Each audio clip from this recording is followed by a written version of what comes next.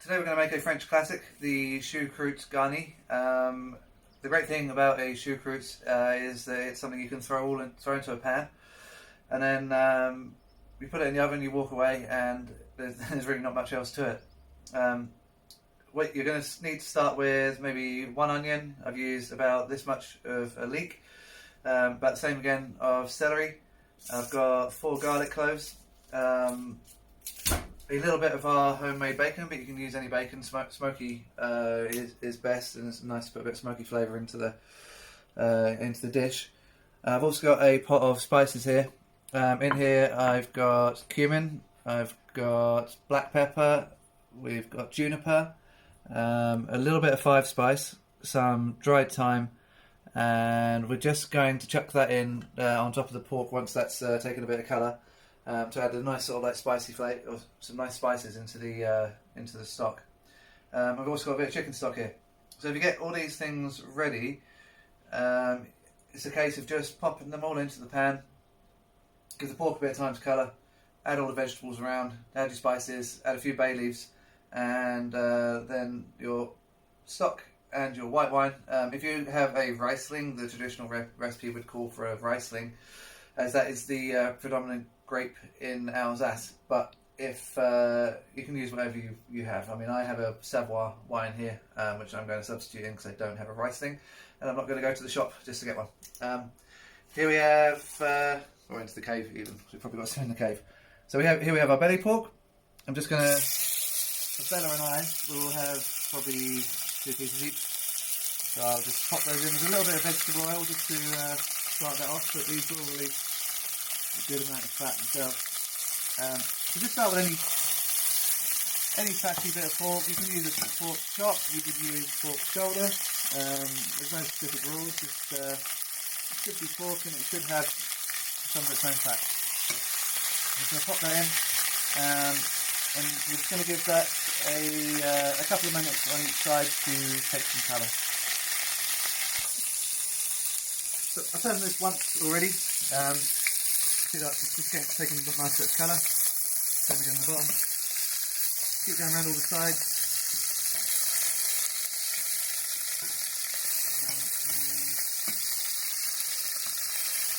And add a little seasoning, salt and pepper. Little bits as you go, the season every stage rule. A little bit of black pepper. And just carry on until you've done every side. So we're now at the point where we've got a good amount of colour on all our pieces of pork. I can't emphasise the importance of this enough. Like, this colour is what's going to put flavour into your broth moving forward. So go around your meat. This takes less than 10 minutes. Just brown every side. Put a nice bit of colour on it. And now at this point, I've turned the heat down. And with the heat down, I'm going to just add in these as our homemade bacon, but use whichever smoky bacon you can find.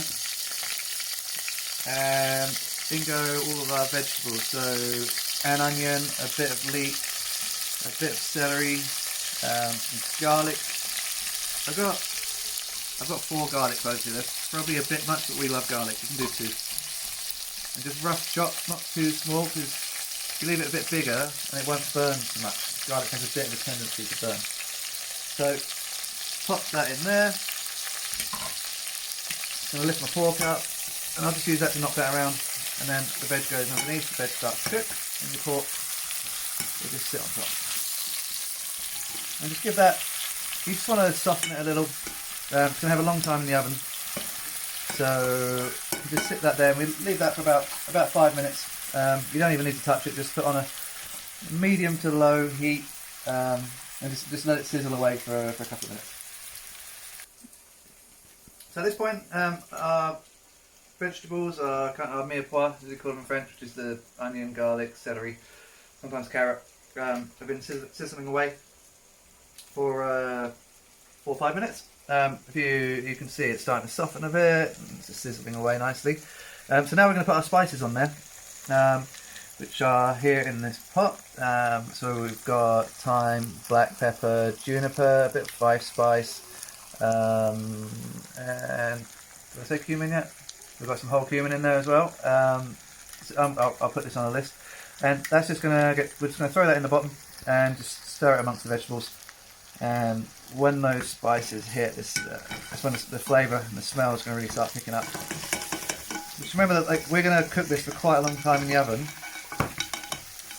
so all of this is going to redistribute in the oven. It's all going to mix in lovely. So don't worry too much if you feel like you've got a clump here, there, or wherever.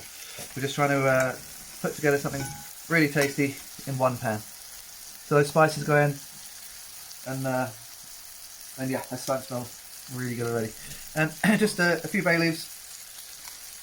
I've got 3 there. Leave those. Just bung those in any old how. Just give that like 1 minute. You don't want to burn any spices. Just give them a minute to toast in the oil. And then I'm going to go in with my stock. I've got about 300 mils of stock here. I'm probably not going to use it all. I'm going to just maybe like 200 mils of stock. And I'm going to add equal quantity of white wine.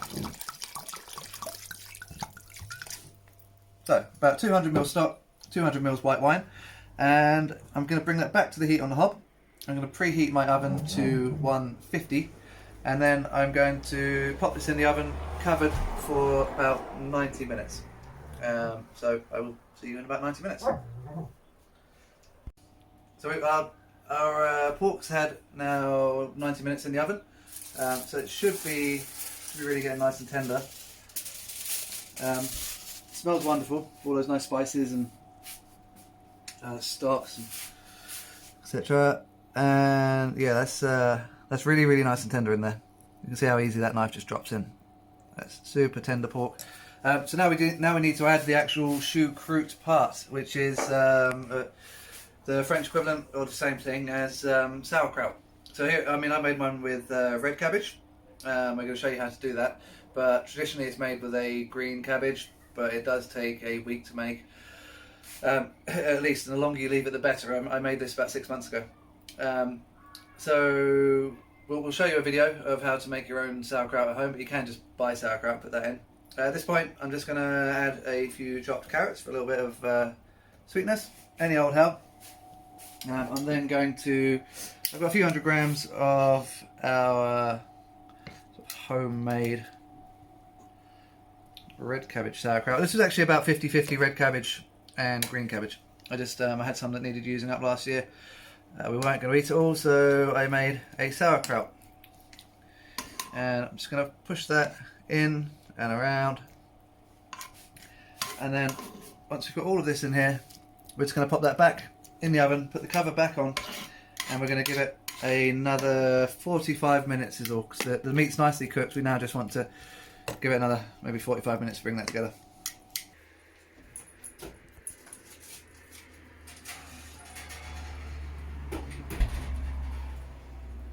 That's had about another 45 minutes now. That's all that pork's going to be super tender. It's going to absorb all the flavours between the sauerkraut we've got there. I've just boiled some new potatoes, and we're just going to just give your potatoes a prod and check that they are all done. And once you're happy that your potatoes are cooked, give those a drain.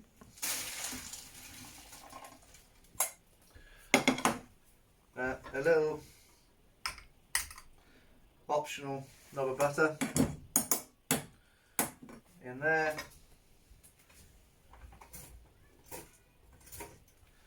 A little bit of our sourdough for toast.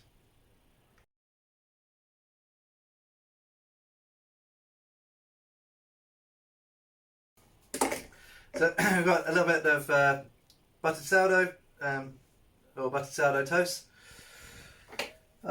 Pork is all nicely tender now, down in this sort of broth. So I'm just going to take a couple of potatoes, a little turn in the butter.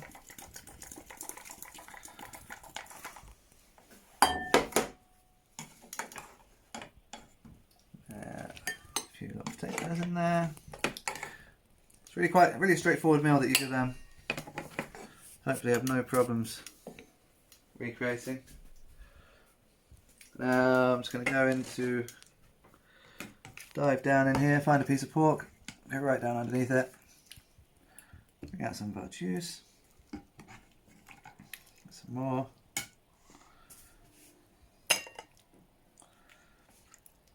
smells fabulous, and pop a bit of your toast in there. There you go. That's your choucroute garni, served with some buttered new potatoes and a bit of sourdough toast.